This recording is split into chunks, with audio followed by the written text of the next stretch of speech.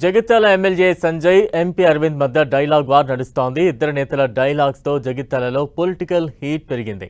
రాయికల్ మండలం ధర్మాజిపేటలో పల్లె దవాఖానా వేదికగా సంజయ్ అరవింద్ మధ్య మాటల తూటాలు పేలాయి. ఎమ్మెల్యే సంజయ్ ఎంపీ అరవింద్ కు అనుకూలంగా ఇరువురు పార్టీ నాయకులు కార్యకర్తలు పోటాపోటీ నినాదాలు చేపట్టారు. దీనిపై ఎంపీ అరవింద్ అసహనానికి లోనయ్యారు. పనికిమాలిన రాజకీయాలు నాతో చేయకండి అంటూ ఘాటుగా స్పందించారు. జగిత్యాలకు వస్తే ఏ పార్టీ వాళ్ళు ఏ స్లోగన్ ఇస్తున్నారో అర్థం కావడం లేదని అన్నారు. ఈ వ్యాఖ్యలపై ఎమ్మెల్యే సంజయ్ స్పందించారు.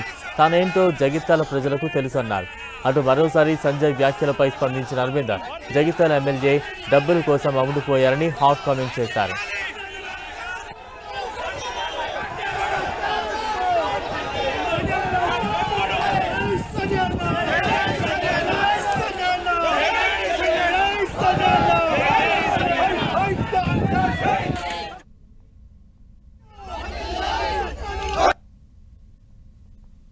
ఎమ్మెల్యేకి ఏ పార్టీలో ఉన్నాడు ఆయనకి స్టోరీ లేదు. నేను పారిపోయే స్థాయి ఆయనకి లేదు. ఆయన పాత అధ్యక్షుడు ఆయన పార్టీ ప్రెసిడెంట్కి లేదు. ఇప్పుడున్న ముఖ్యమంత్రికి కూడా అంత సీన్ లేదు. ఎవ్వరికి అంత సీన్ లేదు రాష్ట్రంలో.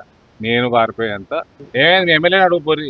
ఆయన ఎమ్మెల్యేనేమో నేను బీఆర్ఎస్ పార్టీ అంటుండు. ఆయనతో వచ్చిన చెంచాలందరూ కాంగ్రెస్ జిందాబాద్. ఆ కన్ఫ్యూజన్ కి వెళ్ళి వచ్చిన నేను. ఇదేం కన్ఫ్యూజన్ రా భయ్య, మాట్లాడి వెళ్ళేసి వచ్చిన. ఆయన ఏ పార్టీ ఆయన చెప్పుకోలేని పరిస్థితి మీ ఎమ్మెల్యే. ఆయనకి భయపడతారానండి? పదవి ఉంటేంత పోతేంత. పదవి లేనినాడే ఇక్కడ పేద ప్రజలకు సేవ చేసిన వ్యక్తి ఈ సంజయ్ కుమార్. వాళ్ళ రేవంత్ రెడ్డి గారి నేతృత్వంలోని ప్రభుత్వం పేదల పక్షపాతి ప్రభుత్వం.